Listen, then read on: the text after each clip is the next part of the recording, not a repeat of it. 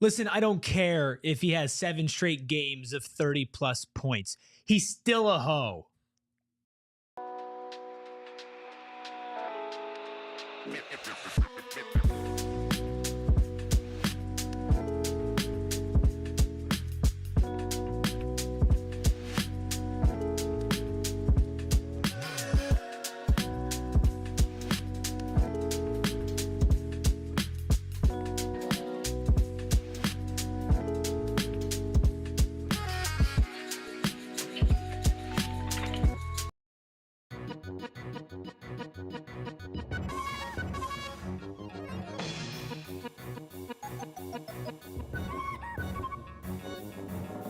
Ironically, this music feels like it's going to be my Joker origin story. Hello and welcome to the PHNX Suns post-game show presented by Bet365. Download the Bet365 app. Use code PHNX365 when you sign up and find out why, whatever the moment, it's never ordinary at Bet365. I'm Eric, Steven, Gerald, Noah behind the Mac, making the clown show happen. And thanks to all of you, the most important people in the chat, joining us on a Sunday afternoon as the Los Angeles Lakers punked the Phoenix Suns, got up early and put them away right then and there. The Suns made it close at certain points, but it never actually mattered, and neither does anything anymore, guys. This one was rough.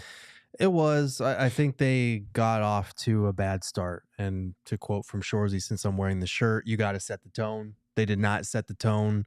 They came out flat, and it's tough because defensively, you look at the end result, holding the Lakers under 110 points. Obviously, Luka did Luka things, but for the most part, you held them in check. Their shooting percentages weren't great. You did enough defensively, especially in that second half when you started playing more of the guys that can defend. You did enough on that end. Offensively, you just can't go out there and shoot 22% from three, especially on as many attempts as you have. You can't have a night where Devin Booker and Kevin Durant are both off, and Bradley Beal exits the game after another ineffective first half and doesn't come back with an injury. Like, that was just a very demoralizing offensive performance. And it sucks because defensively, I feel like they showed some stuff, particularly in that second half. How you feeling, Steven? I'm cool. I know you are. But what did you think of that game? I'm much more okay with them losing because they did not have their offense versus them losing because the defense did not show up again. Mm-hmm. Obviously, would rather not lose at all, not see them lose at all, of course. But I feel like if they're starting to find their footing in any capacity defensively, which they have done the last two games, their two best defensive performances since that February matchup with the Warriors, that's something to build off of. And if I'm always preaching process, I have to continue to look at things through the lens of process, even if it doesn't come with the result that was desired. If they have even close to their averages on offense, they win this game by double digits. No, and that I get breaks it. up the entire floor of the game. The Lakers might not even score as many points as they did because they're taking the ball out the basket more. So I get the reactions that we've been seeing all over the place on the timeline and in the comments and whatnot, but if you've been asking for something and you're starting to see a semblance of it, and it might not necessarily get the result that you expected, there's something to build off of there, and that's the big thing for me. I'm torn with the defense stuff because, yeah, 107 points against the Lakers is good. Of course, this is a Lakers team that was missing LeBron James, missing Rui Hachimura, right? A lot of players coming back from injury, including Luka, who torched you tonight. But there were so many lowlights on defense. You even posted a clip, Steven, especially early in the game, where the Lakers ran the slowest fast break of all time, just walked the ball up the court, and Luka just walked into a wide open three. And so while overall maybe the defense looked better as a whole and they only let up 107 points, there were still so many moments where it was just like, what the hell are these guys doing and not communicating on defense, switching, picking up their guys? And so I get that there were good parts of the process, but I feel like those negative parts also rang so loud.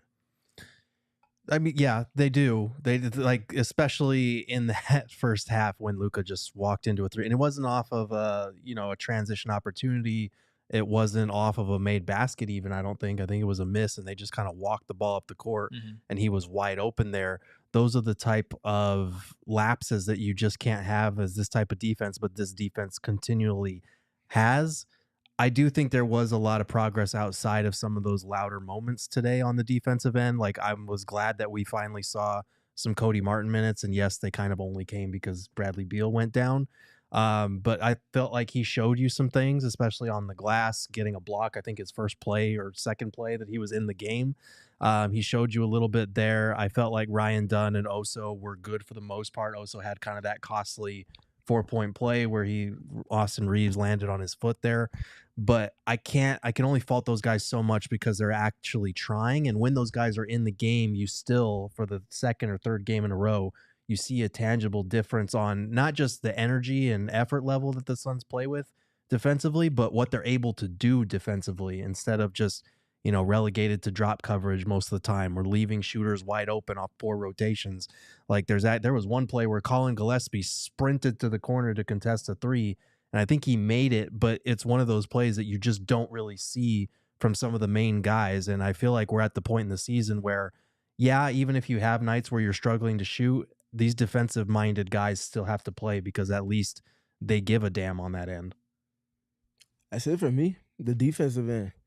And everybody that says Bud doesn't adjust and he never shifts according to what the game ebbs and flows with, this is as strong of a rebuttal as we've seen all season long. I don't think I've seen them cycle through as many coverages as they did in today's game. Start the game, short drop. Nick Richards eventually gets up to touch at the level of the screen, and he's just flat hedging.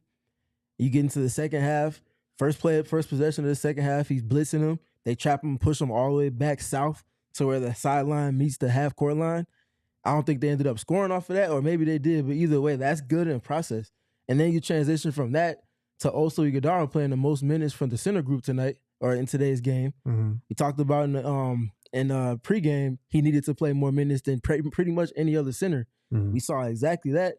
Tons of switching with him, tons of different schemes that they got into with that, switching doubles, switching and letting him guard one-on-one for a couple of dribbles, switching and just gapping Luka Doncic to keep him from turning the corner, forcing somebody else to make a play. All of these things we're talking about in their process, doing it across multiple lineups. Cody Martin in with Ryan Dunn in with Oso Ighodaro, Cody with KD and Oso. We saw some layers to their process that we just haven't seen all season. And I get it. And it's so hard for me because you're right. And I'm not going to argue with either of you about being technically right or wrong. It's just that the fact that this team is almost 70 games into the season, and we're talking about layering these things that should have been handled 15, 20, 25 games into the season. And so it's hard to walk away from a loss like this with any sort of moral victories. Is it the right step in some cases, like starting Ryan Dunn, seeing Oso Ighodaro play, having to actually lock down on your defense in the second half? Sure, those are all positives. But at the end of the day, you just squandered an opportunity to move that much closer to the play-in because the Dallas Mavericks lost to the Philadelphia 76ers today. Like, this is the type of thing where a team that is incapable of stringing together 2 wins, Gerald. This is your stat. You were even saying it during the game. You were breaking news on this one. The Suns have not won consecutive games since January 27th. So why am I going to sit here and talk about, building this base, even though it's correct, if that base, I don't have confidence, is going to carry over into the next game and turn into a positive result? Right. It's hard to feel good about it because as much as there is progress, as much as there are improvements on what we've been seeing recently, it's coming way too late in the season, and it's coming for a team that is in danger of missing the play-in and doesn't have a ton of easy opportunities the rest of the season to kind of capitalize. Like, yeah, they've got Chicago and Toronto coming up, but outside of that, it's a lot of playoff caliber teams that you're going to have to find a way to string together some wins. And to be honest, if Dallas wasn't hurt, if Dallas was even after the Luka Doncic trade, if Dallas still had like AD or just Kyrie, we probably wouldn't even be talking about the play-in at this point in the season. So it is tough because you're at game, I think today was 68 of the season. And as much as there was progress on some things that we've been complaining about for a while now, it's still, I'd look at the last month or two where we were complaining about why is Ryan Dunn not getting more minutes? Why has Oso been banished from the rotation? Cody Martin, obviously the injury, can't really do anything about that, but it's difficult to, like you said, there are no moral victories at this point in the season. And I don't think neither of us would argue that point. this is just a tough loss. This is a game that you can't afford to have a game like this. You could have felt good about a loss like this a month ago, but now you're at the point where you cannot afford a game where you come out and shoot 22% from three. You just can't. No, not at all. And I think it's time to take a closer look at the numbers for this loss. Let's take a look at what's in the box, presented by Desert Financial Credit Union, Arizona's #1 credit union, named by Forbes. What's in the box? But you'll see that things at the bottom of the screen are not nearly as bad as the game kind of flowed and seemed like it was. The Suns won the won the rebounding battle. They won the second chance points battle. They also won the turnover points battle in this one as well. They also had more points off the bench than the Lakers. Jeez. But you can't shoot 22% from deep. You also can't shoot 39% collectively from the field and expect for even winning the margins to outweigh not putting the ball in the basket. And past all of those different things, I think the other big thing to look at with this is the free throw discrepancy. The Suns had 27 fouls today. Mm-hmm. Season high in fouls. Mm-hmm. You can't win games if you're sending teams to the free throw line that frequently, that often, and they're making their free throws at an even somewhat respectable rate, because that ends up trumping the 81% that you did shoot from the free throw line. Man, that shooting percentage is so ugly. It is. And they, like Steven said, they actually took 8 more field goal attempts than their opponent. Like, this is not something that typically happens for the Suns. So, again, a pity they had such a terrible shooting night all around, especially from the main guys that offensively you expect to kind of carry you through in that regard. Yeah, you can't have Durant and Booker not shooting well in addition to no one making threes on the margins for them. It has to be one or the other. It shouldn't be either at all. But you have to pick one. You can't have both against the Luka Doncic-led team. Well, and that's the thing with Luka, right? It's another game of 30-plus points from Luka, 33, 11, and 8 tonight. But it's also Austin Reeves, 28 points, 6 assists, 4 rebounds, 2 steals, and a block to go alongside with it. If you're hitting shots, you can maybe live with some of that and get over the fact that the Lakers are missing some of their depth. But your highest scoring player for the Suns was Kevin Durant tonight, who didn't really show up until the second half. And when it got to that point and the Suns were making runs, it was just too late. And it got close, but the Lakers were in their groove. They were feeling good. And every time the Suns clawed their way back into it, the Lakers went on the other end and hit a wide open 3 or got to the line or hit a layup. And it was like, oh, okay, there's momentum. This team can't really come back from that. And then they clawed back again. And it was rinse and repeat and rinse and repeat. It was just so annoying. Yeah, it was. Like, KD was, I think he was 1 for 9 in the first half, 5 for 8 in the second half. Showed a pulse there, especially to start that third quarter and kind of chip away at the lead there. But you're not going to win very many games when he and Book combined, 12 for 34 from the floor. And, like, obviously Beal playing half of basketball game. Oh, man. Like, we're in a rough place with Beal right now because I understand that he wants to play and he's trying to play or whatever, but he's not playing. And him being in and out and playing half a game and then sitting the second half, it does nothing for your momentum. And you saw in the second half when you put Colin Gillespie in his spot, the defense took it up a notch. Like, right. We're getting to a point of the season where he's either got to stay on the floor or they'll be better off trying to adjust without him, because you can't keep doing this in out thing again. Well, I think that's actually something that we need to dive into a little bit more. So Steven and I did record a video on that like a week or so ago, but I think it's even more pertinent today. So what we're going to do, we're going to talk about that after we set a light goal and hit a break. I think a nice even 150. I know it's a loss, but we get those likes up because you guys are the reason why this works. You're the reason why the psychos and sickos unite every single game, because we just got to get through this together. So should the Phoenix Suns shut down Bradley Beal for the remainder of the season? Well, we're going to give you our answer on the other side of our first break.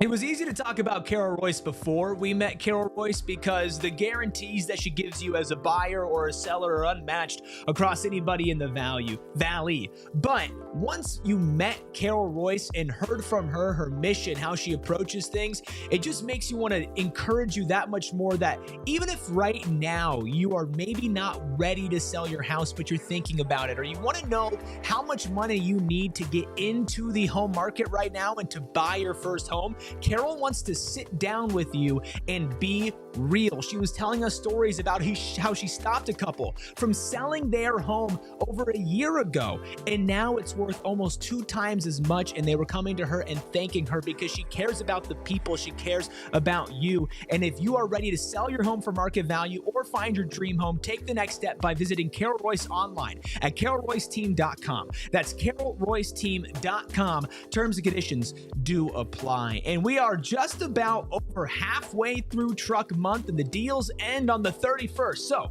if you are looking to get into a new Maverick, a new Ranger, a new F-150 from Arizona's most trusted local Ford dealer, well, Sanderson Ford is here for you. They are America's most awarded Ford dealership for complete customer satisfaction. And while a lot of places might tell you about their flashy deals and their flashy sales, nobody's going to approach it with a no pressure, no hassle, no nonsense mindset like Sanderson Ford. We've been able to go out to Sanderson Ford, tour their facility, talk to them about their mission. They're family owned and operated through multiple generations here, and they are the best place for you to go in and get the right car at the right price for your family. And while you're there, car buying can be a difficult experience. Stop by the Starliner Diner, pick up a quick bite to eat, go to their museum, or just, of course, talk to all of their friendly faces. All offers for Truck Month expire on March 31st. Thank you all so much. Maria, Bradley, Big Colin Nolan, that's quite the name. Boom Shakalaka, that dude. Everybody who is hanging out with us on a Sunday afternoon, make sure you hit that like button and subscribe to PHNX Sports. Of course, we cover more than just the Suns. We got Cardinals, Diamondbacks, college sports, and Mercury and Rising, all right here on PHNX Sports. Hit that like button. Let's dive into the topic that nobody wants to discuss because it's sad, but we need to. Should the Suns shut down Bradley Beal for the rest of the season? Steven, when we talked a little bit ago, I know you were hesitant on doing that. You felt like it wasn't for the betterment of the team. Has your mind changed at all over the past week and a half? Oh, I wasn't hesitant. I said no. It was a firm no. It wasn't like a maybe. No, I was like, no. $50 million, a big 3 team construct that if you remove 1/3 of that clock, that makes the rest of the responsibilities for everyone else. You can't expect for anyone else to fill those shoes. We saw Bull step into the starting lineup when he was out. He had a couple of double-digit scoring efforts. That was not sustainable. He's no longer in the rotation. As far as the scoring part goes, as far as the way a defense is going to respect someone that's in his position, they don't have someone else they can pivot to. So my stance is still very much the same. I know the injuries are tough to gauge and tough to watch when you see the team needing his position to be filled, but that doesn't mean you just shut him down. This team is still trying to make the most out of this crazy season that they've been having. And Bradley Beal, they can't get to where they want to be without Bradley Beal. Realistically, the Suns aren't going to shut down Bradley Beal. It's just not how it works when you pay a player that much money. I don't think that you as a team can really find a way to justify doing that. You can have Mike Budenholzer bench him or play him less minutes because we can't beat around the bush. Like the Suns' net rating with Bradley Beal on the court this season is a -7.8. That is the worst on the team. Their net rating when he is off the court is a +2.7. That is the best on the team, and that's the only player on the team who has an off-court net rating that is in the positives. The Suns have been 10.5 points per 100 possessions better when Bradley Beal is not on the court. And I think there's a lot of noise with that number because of the fluctuating role, the fact that they added a point guard into the starting lineup, which then put him 4th in the pecking order, and the fact that he is kind of miscast as a defensive stopper or has been for most of the season with the starting group. But with that being said, like the Suns have been better when he's not playing.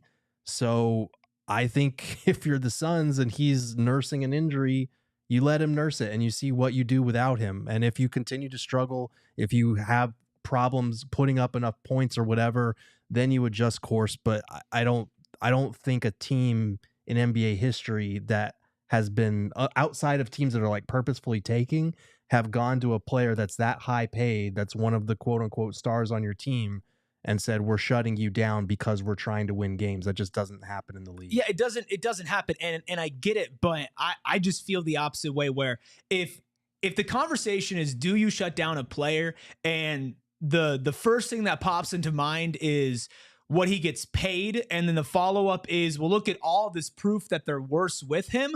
Like, this is an unprecedented team in NBA history. This isn't a team who should be in this spot. And for multiple reasons, like, I get it. It's the same conversation of you pay him $50 million and then you don't bring that type of guy off the bench, right? It just sucks that we are here, and I don't want to be here, but the proof is in the pudding. The team is not as good when this dude plays, and one of the things that I've seen a lot of people either gloss over or barely bring up with Coach Bud's decisions and the starting lineups and the rotations is how inconsistent that they can be and how much they're changing and going up and down.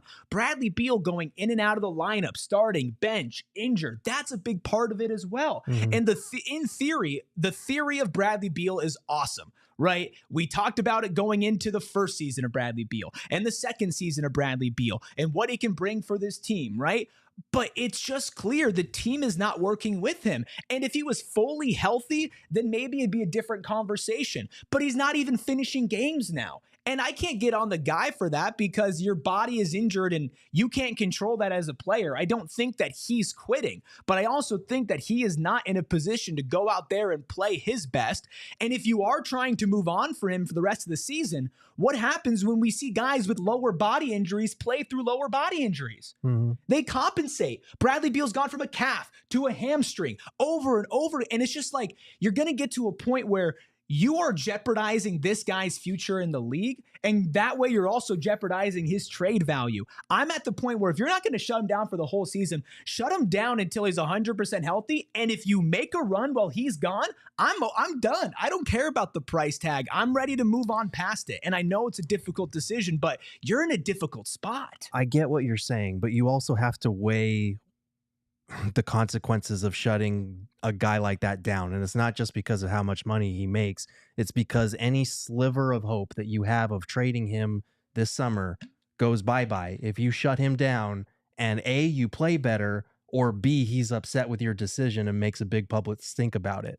Because then you have zero trade leverage on either front. Because if you succeed, teams are going to look at that as like, wow, Bradley Beal was really holding this team back. Or if you don't succeed and Bradley Beal is upset about it, guess who has the no trade clause and can continue to kind of hold you hostage in that regard when you're a team that if you want to trade him and restructure around KD and Book, you no longer can. Like, he's been very upfront about, I have the power in my hands. I have this magic button that I can press if somebody tries to trade me and send me somewhere I don't want to go. So I do think, and like, to what end? Like, even if you do that and succeed, you're going to top out as the 9 seed and possibly make the first round and get swept in the first round. Like, congrats, I guess. I don't know. I understand what you're saying, but I do think it's not as cut and dry as just, well, you shut him down and now you're in a better spot. There are some very real cons to shutting him down, especially if he gets healthy, which we have to put in quotation marks. That's my overarching point. You can't just shut him down like that. That's literally not an option, if I'm being honest. Mm-hmm. For the reasons we talked about on the court, I know the numbers are the numbers. Mm-hmm. But again, it's funny, people turn into like liking numbers mm-hmm. after refuting numbers. Mm-hmm. Oh man, why are we always using numbers to talk about basketball? And then we get Mm-hmm. to a situation where there's a player that they don't necessarily like or they don't necessarily want to see playing with the team. Mm-hmm. And now it's all of a sudden you love the numbers because it's supporting your, it's supporting your the lens that you're looking at it through. Just be consistent there. But my point in saying that is that even with the numbers, and needless to say, I probably look at numbers more than anybody up here, just to support or deny and then learn from more than anything. But I don't think that that's an issue for Beal. He has to play for this team. When he's on there, he's making things happen for them. It might not always be the way that people want them to see. But I also think in addition to what I'm saying, we heard JJ Redick speak on the pregame. There was a question asked about Bradley Beal. And JJ was very quick to respond with, I'm not sure what the expectations are for a third player in a big three construct. Mm-hmm. It's going to be high variance. We talked about that when they traded for Bradley Beal in the first place. We also talked about it coming into this season. I know the injuries are the injuries, but it's hard to find consistency for a third player in a big three construct, unless you're looking at the Warriors when it was everybody that they had in addition to Kevin Durant. And that's very much an anomaly. Okay, sure. And listen, I've sat up here and I've taken bullets for Bradley Beal, man. Like, When he was playing earlier this season, I've sat here, I've looked dead in this camera, and I've said Bradley Beal is a valuable basketball player, and people are being too harsh on him for the situation, for what he's being put into. And so I understand that completely. I think the injuries are the main thing right now. The money, the contributions on the court, those don't match, and those are kind of anecdotes to this, but he doesn't play consistently either. Like, why are you having this guy who every single time on the injury report is, oh, he's questionable, or, oh, he popped up today with calf tightness, oh, we're gonna see how he is? Like, most teams would just let that guy sit out and heal anyway. If it was Devin Booker, I'd be asking for this guy to sit down because I don't want him to push it, and he's had a history of injuries in the lower body, especially the hamstring. And if having him on the court was night and day to, okay, Bradley Beal's injured and he's inconsistent, but when he's on the court, oh man, this team just works so much better and they're winning games and they're in it. Like this first half, they were in it because of Beal, and the second half they weren't because he was gone. Then you push it because you're at a point where, hey, we're trying to make the 10th seed. We're trying to save this disaster season as much as we can right now, and we need Bradley Beal to do that. But when it's both, he's injured and inconsistent, can't stay healthy, it's hurting him and it's hurting the team, at least just give it a break for a while. Give Gillespie more minutes, Dunn more minutes. Like, it's not perfect. You're not helping your trade value if he plays. You're not helping your trade value if he doesn't. You're screwed either way. So try to do the thing. I don't disagree with that. Either way. I disagree with that. If he is out there playing, you can at least point to individual numbers and say he was the third option and he still averaged 18, 19 a game on good shooting splits. His individual numbers and what the team is when he's on the court, a lot of people don't look at that actual number when they're thinking about trading for a player. They just look at what this player can do individually, and they say, well, Phoenix was a dumpster fire across the board. Maybe we can be the one. If we trade for Bradley Beal and they give us a first-round pick in return for it, maybe we can talk ourselves into that, especially if you're a bad team. Like we heard Washington and Atlanta, for whatever reason, were interested in him at the trade deadline. If you bench him entirely, you're kind of slamming the door on that possibility, or you're upping what you're going to have to throw on top of him as a sweetener. And maybe you're already going to have to throw sweeteners in there, but it's just not happening. So we can only talk about this so much before we accept the reality that like they're not going to just purposefully shut him down unless things behind the scenes are much worse than what it feels like when you watch them on the court. But it's not like he's fully healthy. And I want to ask a question to both of you guys. Is there anything that Bradley Beal can do, positive or negative, that would actually change somebody's mind if they're going to even think about trading him this summer over the next month and a half? Because you're going to be buying low. You're going to understand he's in a bad situation. And you know he's a terrible contract who gets injured. Is there anything that he could do, positively or negatively, that can sway opinion either way over the next month? It's not about swaying opinion. It's about swaying the degree of that opinion in terms of what you're going to have to throw on top of him to get him out of that contract and potentially shut down a suitor or not. Like if Atlanta's looking, I have no idea why Atlanta was one of the reported teams that was considering trading for him. But if you're Atlanta and you're looking at this situation and the Suns either shut him down or he continues to play and puts up 18, 19 points a game, there's a big difference there if you're the Hawks and looking at that situation and being like, ooh, yeah, never mind on Beal, we're good, versus, no, yeah, I don't know what we're thinking, but we're still thinking about it. That's it, man. You can't expect to get the grandest of value, even though we know it's not going to be the equivalent of that $50 million contract that he has that's increasing in the next 2 years.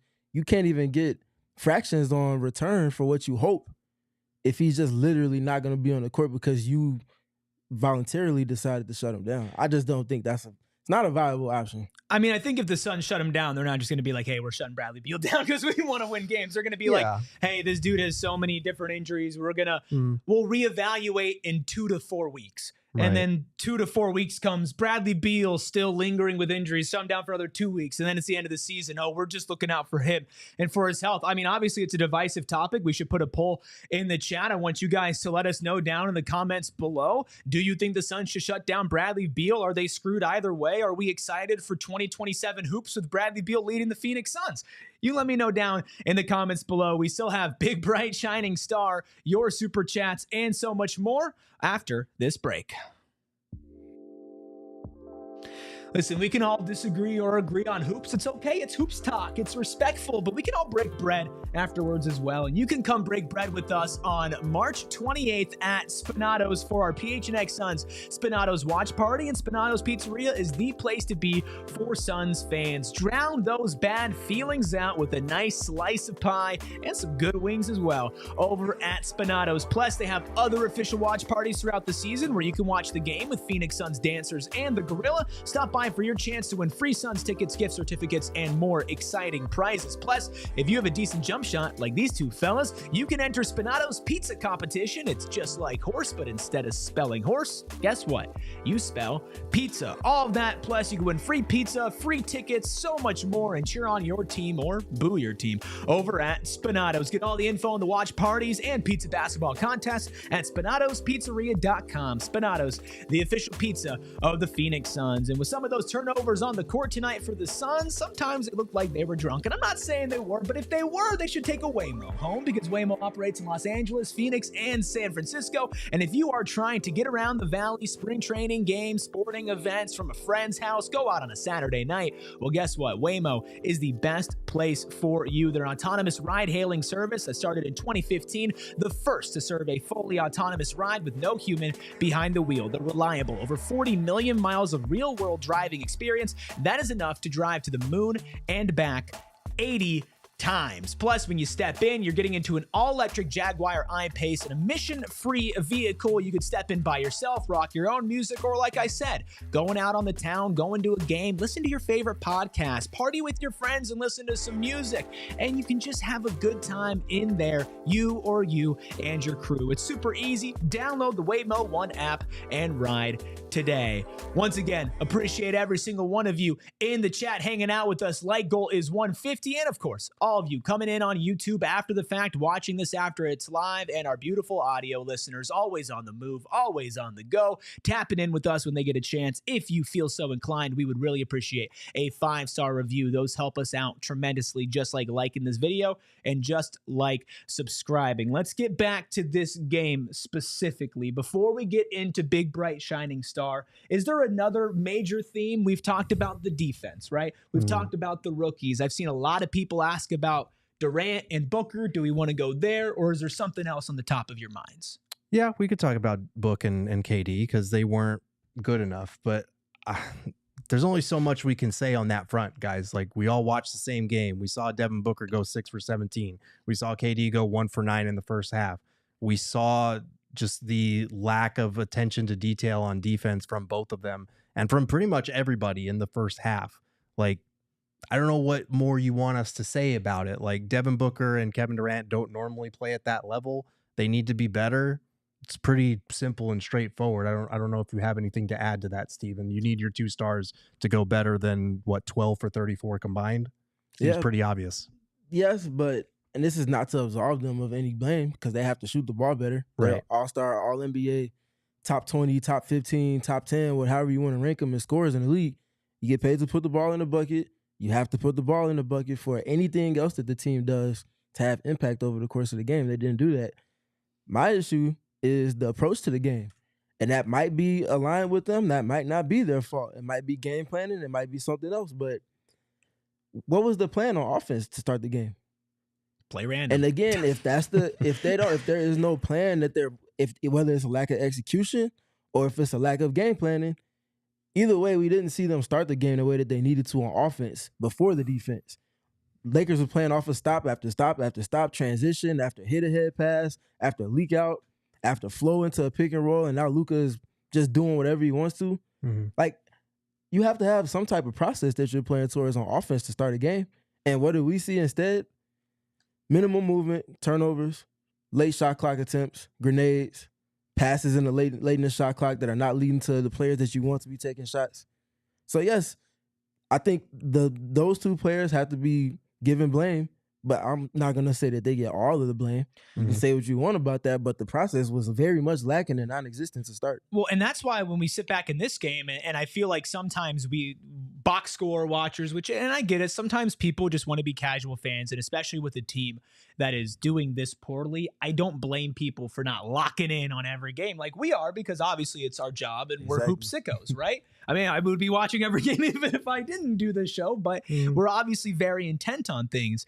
But if you just look at this shooting percentages like we did in by the numbers or on the box score, you go, oh, well, they just got to hit shots, right? It's just that easy.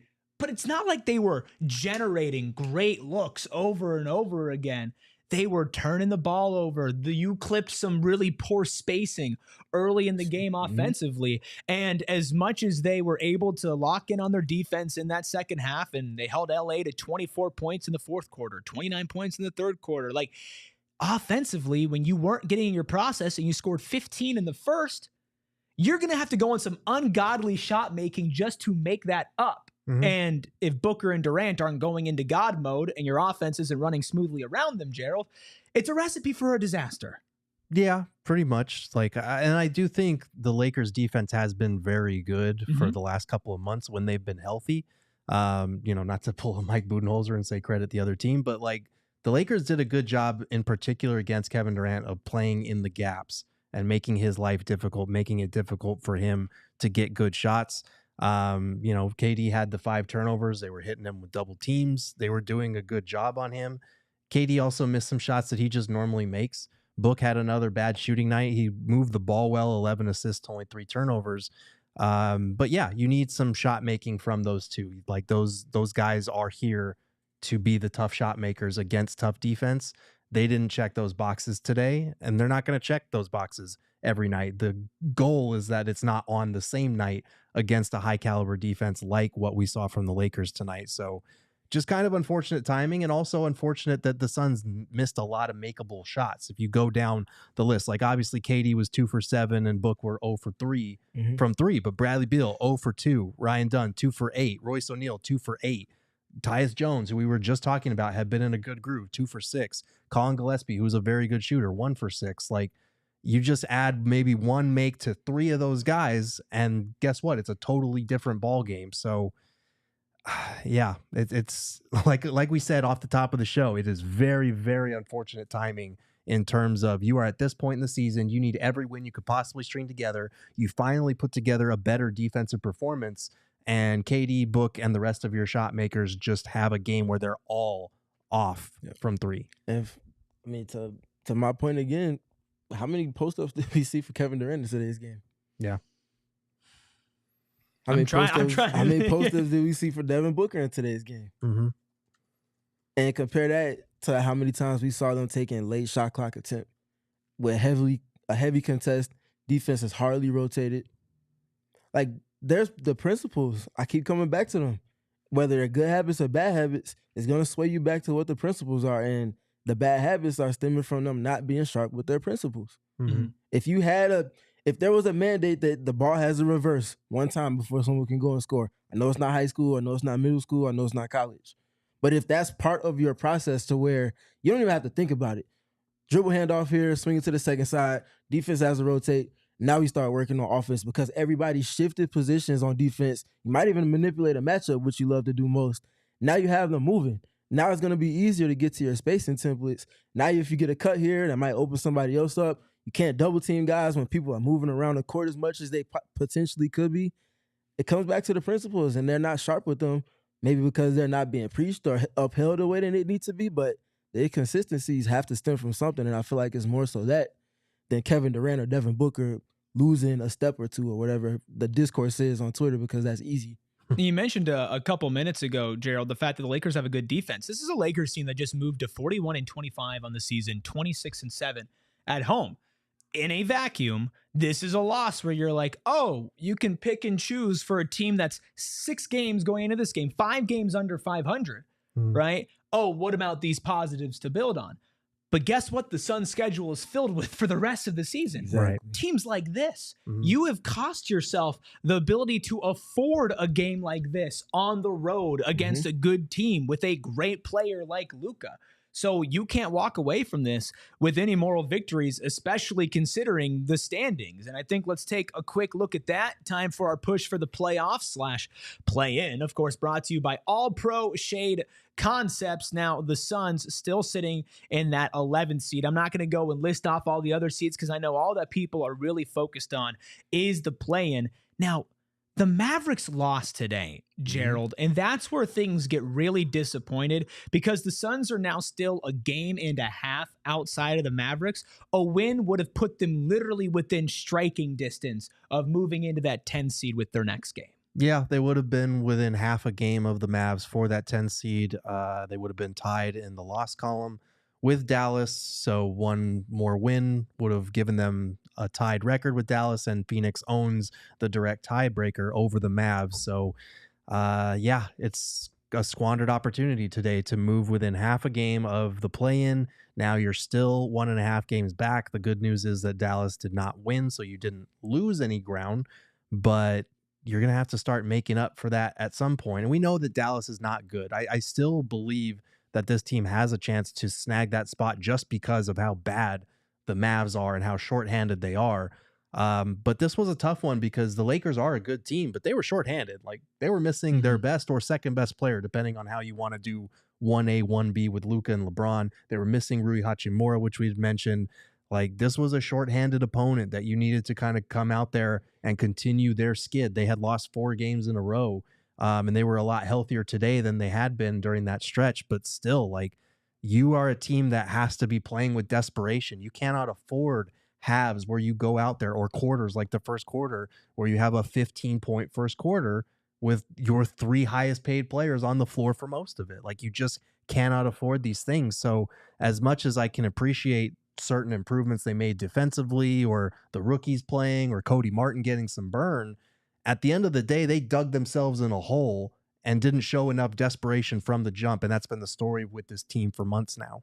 Eric, what's the one thing I always come back to with something you said early in the season? The Phoenix Suns, every single game that they go into, their biggest opponent is themselves. Correct. So the schedule is the schedule. It's all about how they decide to show up. Are they going to set a tone? Are they going to be strong with the ball in terms of not turning it over? Is the defense going to be to a middle of the pack level, which is their defense does not have to be great. It just has to be okay. It hasn't been there for a majority of the season. That's why they're in the rut that they're in. But these are like 3 of the questions that are pretty much could be keys to every single game. And I struggle not putting them in there every single time. But it really comes down to that. And those are things that are all very much in their control. And it's all about how they decide to show up for that game. Or if they don't, get results like they did tonight. Well, who did show up tonight? It's time for our big, bright, shining star presented by Gila River Resorts and Casinos. You do you at Gila River Resorts and Casinos. Visit playatgila.com for more details. I'm a big, bright, shining star. It is no one.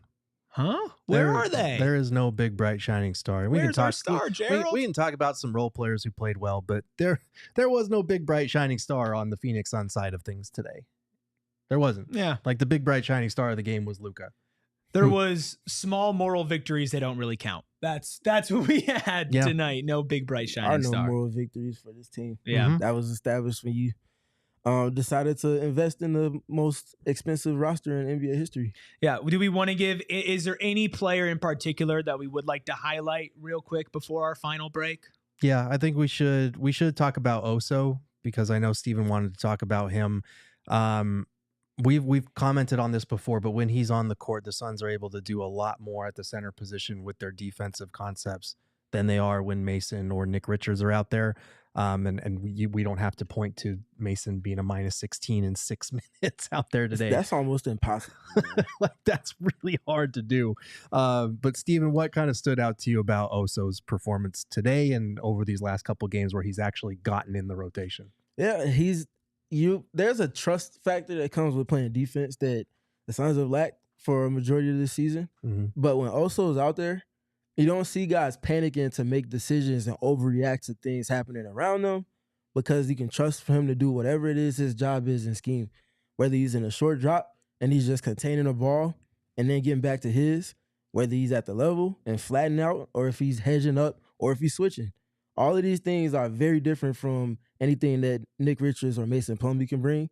And the way that everyone else responds when he's on the court defensively, it just puts them in a position to be better and more successfully in that way as well. So he just continues to just simply do his job. He's not a game breaker, but a switch big is one of the most valuable things you can have in today's NBA.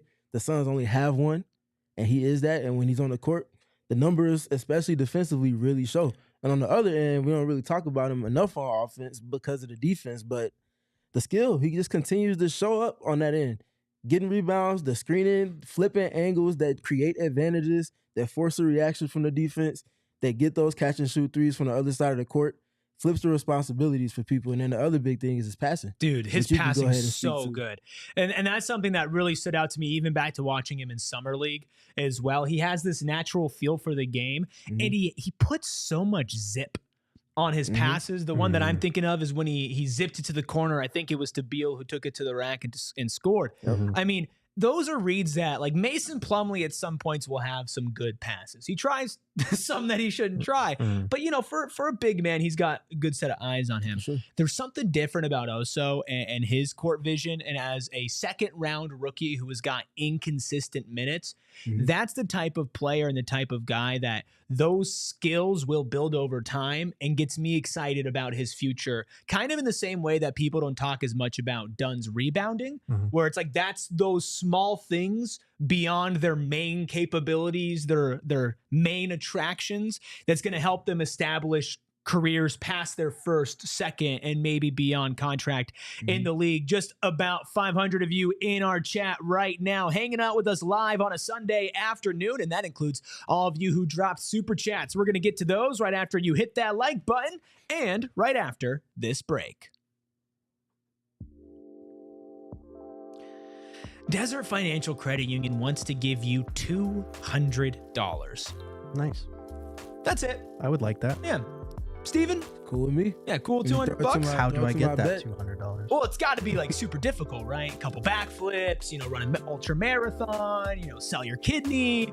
Oh, I can't do any of those things. No, but actually, I'm lying because it's super easy. All you have to do is open up a free checking account online with Arizona's largest, most trusted local credit union. And I can say that because I've been trusting them my entire life and my family's entire life, because my grandparents, my parents, and myself, we have all been using Desert Financial Credit Union and their team of financial experts that are dedicated to committing to their members and making your life better, which is why they want to give you, again, $200 for free. When you open a free checking account online, get $200 in bonuses. Get started by visiting desertfinancial.com/200. Speaking of bonuses, you can get a great bonus over at Bet365. And let me tell you, some of us on the show need the bonus.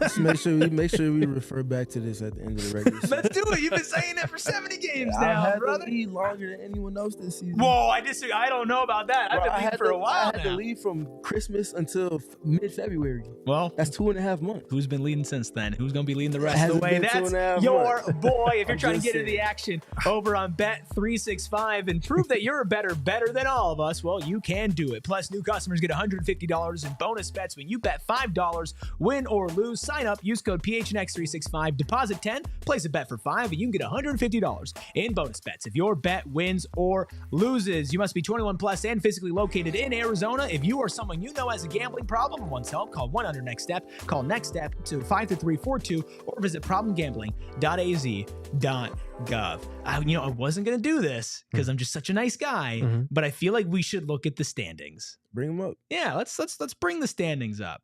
Because, Steven, I know that I give everybody a lot of crap, but in our pregame show, and you can attest to this, I'm telling you that I'm rooting for you, and I'm telling you that all your bets to me, I'm like, oh, that's a good bet. I don't need the sympathy, but I appreciate it, though. I definitely don't need it, but I appreciate you. I mean, I wouldn't make the picks if I didn't feel like they were somewhat relevant, so...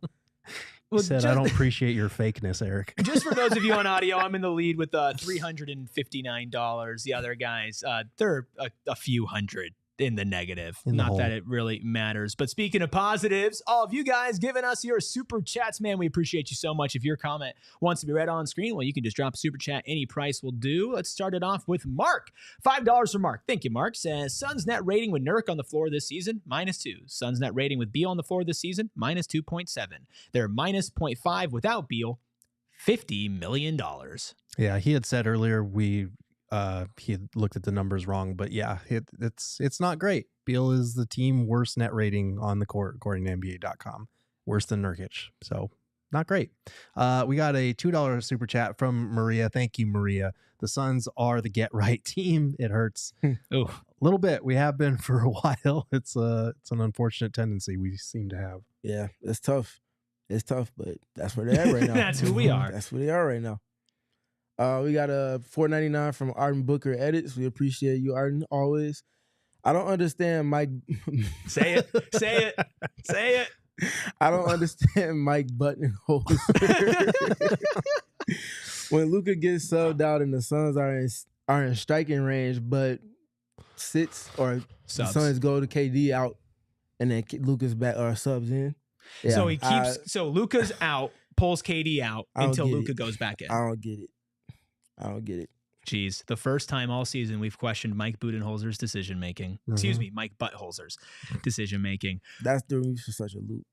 Maria definitely got me arguing. For the $1.99 super chat, always appreciate you, Maria. Says, my bright side is seeing Cody. Like what he brings. We did see a lot of the intangibles, and I liked what we saw, and I knew what we were going to see because these two fellas did breakdowns. Steven did a couple months ago when he got traded for, and Gerald did a board game breakdown that dropped this week. Yeah, I liked what I saw from his minutes. Got the block, got a couple rebounds, was actually cutting on offense. A lot of the things that we spoke to in both of our breakdowns. Hopefully there's an opening for him to get some rotation minutes here because you need all the help you can get defensively. And if you look at the plus minus, I know that single game plus minus can be here or there. Context is important, but Cody Martin +4, Ryan Dunn +1, Oso Ighodaro +2. Those are 3 of the only 4 guys on the entire roster that had a positive plus minus today. So that's probably not by accident. Yeah, he should be alternating with Ryan Dunn. Mm-hmm. Shouldn't see both of them on the floor. We saw them in the fourth quarter stretch with Devin Booker and KD on the court. The defense just didn't pay any attention to either one of those two. Right. That's why you should only have one on the court. Just have them flipping, flopping. One subbing in for the other. You can build a defensive process that you can rely upon out of that. Noah! $2 from B. Comcy, clearly.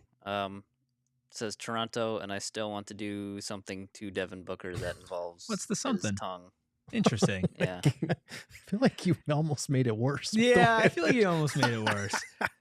Noah tries to censor Be Calm, which is how you know that Be Calm might take it a step too far. It's difficult to paraphrase Be Calm without it still being equally as bad. Teddy, thank you for your $4.99 super chat. I'd rather watch 3 hours of Bob Ross videos than 1 more second of this team hooping. Bob Ross was a very positive individual, so I don't blame you if you're looking for some positivity in your life. Just do both. Have like to balance out the high blood pressure. There you go. One screen is Bob Ross videos. That's the sound that you have on. Happy little trees. Yeah. And then you look over, it's like, damn it, Booker, stop turning the ball over. You know. Yeah. It's the dichotomy of man. Mm-hmm. I'll read this one from Teddy. $4.99 says, can they just sit PTO man on the bench for the next 5 games? I'd rather him not play instead of playing 1 quarter than going to the locker room. Hope you enjoyed our conversation earlier, Teddy. We always appreciate you and the consistency with your super chats. Want to read this next one, Steven? We got a $5 super chat from Hoosman. We appreciate Hoosman. Another consistent one with the super chats always. Hoosman says, Bill hurt yet again. About 18, 20 dots. But at least he has a smile on every day. So yeah, he is smiling, but that's more off of things that are not pertaining to what's going on the court with the team. Yep, pretty much. I don't have anything to like. I do have things to add. So I'm not even, I can't even finish that sentence. Bradley Beal doesn't care about this to the extent that fans do. And I'm not saying that Bradley Beal doesn't care about hoops, that he doesn't care about winning or anything like that, but his perspective is always family first. I'm lucky to play in the NBA. I'm lucky to make the money that I do. I'm lucky to have this no trade clause. anyone expecting that to change, I don't know what to tell you. I would be lying if I was going to say like all this losing is going to get to him. All of people's opinions are going to get to him. They're really not. The only time that man has snapped and addressed the weird situation with the fan base is when it affected his kids and his family. And that's just kind of how it is. I know as a fan, you're not going to get on board with that because you want your team to live, breathe, and die for the sport and for your team. That's just not how he's built. I'd also smile if I made $50 million a year. There's no that matter too. the circumstances. To play basketball, man. Yeah. Gerald, this next one makes me kind of upset because I don't agree. Oh boy, Leo with the $2 super chat. The Suns are so bad, ASU would easily beat them. Listen, man, as somebody who has watched every single second of both teams, no. No. There's not a college team that would beat the Washington Wizards or the Charlotte Hornets. Now, who's more disappointing? Well, that is an interesting conversation. Or who's harder to watch? That's an interesting conversation. Yeah. But no, I'm sorry. Bashir Jihad is not doing anything against Ryan Dunn, respectfully. Makai with a $9.99 super chat says, I genuinely can't watch them. They make me not want to watch the NBA at all. They're ruining my experience as a fan. The worst part is they don't care. I'm a quit like Beal and Bud's frontal cortex. Sad emoji, crying emoji, crying emoji. Listen, at the end of the day, you have to acknowledge that, you know, this season has taken a toll on fans, and it's going to be really hard to go into next season, no matter what they do, and gain that trust over the off season. There's a lot of work for this franchise to do to gain all the goodwill that they had over the last 5 years since they've hit the 2020s. So I'll take it a step even further. Regardless of what happens in the offseason, they're going to take at least a quarter and some change the next season to win back that, okay, I can start believing in some capacity of this team being top 6 and not being a outside of the play and looking in type of team. If they start 8-1, everybody's just going to get PTSD. Yeah. No, we're in a bad spot as people covering the team, as fans of the team. The one thing that we just continue to ask is to keep it respectful here. We can disagree on basketball opinions. That's totally fine. We can have conversations about it and express our differing viewpoints, but just keep it respectful. We're here to foster a community that can vent together, that can enjoy the highs together, that can get through the lows together. But if we start turning on each other and make the chat a toxic place, that ruins the whole thing for everybody. Lord of the Flies. Exactly. We got the last super chat for now. $5 from Hoosman again with the consistency. Colin 1 for 6, but one of the top for rebounds. ... No advantage there, just hustle. And that speaks to why he should be getting, even if it's only 5 to 7 minutes, he should be playing in some capacity because he always brings something to the plot for the team. 7 rebounds tonight, second only to Kevin Durant, who had 9. You watch some of this guy's G League tape and look at some of the box scores from the G League as well. You're like, how does he grab so many damn rebounds? Yeah. Just one of those guys who does. He's a very good rebounder for a guard, especially an undersized guard. And part of that speaks to the care factor, the effort level, and just being a cerebral smart player. Like he's a very smart, poised player on the court. Offensively, obviously, he didn't shoot the ball well tonight, but he plays very well. And I hope that there's a place for him on this team beyond this season, potentially as a backup point guard, because I do feel like he has showed enough to warrant a further look.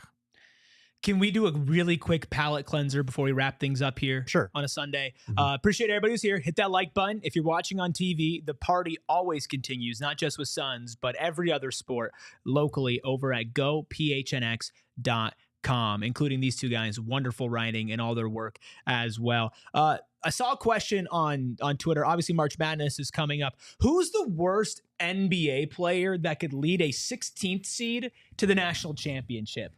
Because we were workshopping it a little bit before the show. Chat, let us know who you think the worst player that could lead a 16 team to a national championship is. I think it's Andre Drummond. Okay. Because college players already can't hit free throws, so he fits right in, right? He's going to grab every single board, and he is going to just body every single person. You need a bucket, down low to Drummond. Like I feel like that's the worst NBA player that could lead a 16th seed to a national championship. That's a pretty good answer, especially because in college, like obviously in the NBA, the 3 ball is dominant. In college, they're not as great as shooters, obviously. Yeah. So you can get away with an inside presence just being your focal point every possession down. I'm trying to think of someone that would be better, but that's a pretty good answer. Is Colin Gillespie on the list? He would be on the list for sure. I think being in Phoenix changes that a little bit because we see him every day. So it's like an easy answer. But I feel like there's a gem out there that has not crossed my mind yet that I might get to if we keep talking about it for a little bit. I've like it's so easy to go like down to like the big men too. Somebody said Alperen Şengün. I'm like, that's way too high Too level good. of a player. Yeah, like that's Ausar an all-star. Thompson. Like that's way too high He'd level. be averaging Way like too 30-point good. triple doubles. Think of like the Exactly. worst teams at like Jordan Clarkson. Even he's still too good because Yeah, that's he a six might. man. It just, I feel like he's he's overqualified for that. DeAndre Jordan. Brent says in the chat. That's a good shout. I like DeAndre Jordan. I mean, who would be here for the Bowl championship run? Oh, My God. dude, that would actually be electric. That would actually be electric. Yeah. I'd be here to watch that. I'm trying to think if there'd be anybody else. Austin Rivers from Yeti. That's the media to college pipeline right there. Jordan Poole. I mean, He's overqualified. yeah, he's for that one. overqualified for sure. It can't be someone that's starting or in the main rotation for the team. Yeah, for sure. What about like Markieff Morris? Ooh. See, that's interesting. It's just like the play style. I don't know if it creates as much advantages, but I mean, he's an NBA vet of a decade. It looks like Noah might have an answer. What do you got, Noah? Yusuf Nurkic. Oh man, You know what? we going down that rabbit hole? Alex Lamb. He's just Hunter Dickinson, basically. He's probably younger than Hunter Dickinson, to be honest. All right, everybody. We are going to end this with a Be Calm, See Clearly super chat. Noah. Dude, the thing is, when I first said Noah, you're gonna be the voice of Be Calm, See Clearly, he was into it. He was making a joke of it. Now his eyes light up in terror All when right. it's time. $2. Be calm, see clearly. Can I give Booker the quack 9,000? Follow the show at PHNX_Suns. Shout out Be Calm, See Clearly behind the Mac, making all of the magic happen. Of course, you can follow me at ERI. We're not even going to acknowledge it. At ERIKRUBY. You can follow Steven at StevenPG3. You can follow Gerald at Gerald Bourgay. And again, I will emphasize, I don't care how much of a father of my franchise he is, Luka is still a hoe. We all silly like the mayor.